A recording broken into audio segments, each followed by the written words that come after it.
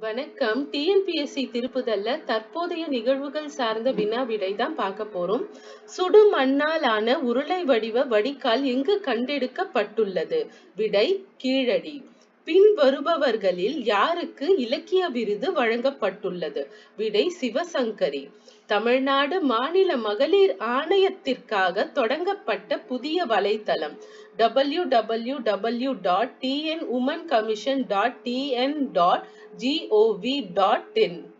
கேரளா வயநாட்டில் ஏற்பட்டுள்ள நிலச்சரிவிற்கு இட்ட பெயர் டெப்ரிஸ் ஃப்ளோ. விடை டெப்ரிஸ் ஃப்ளோ.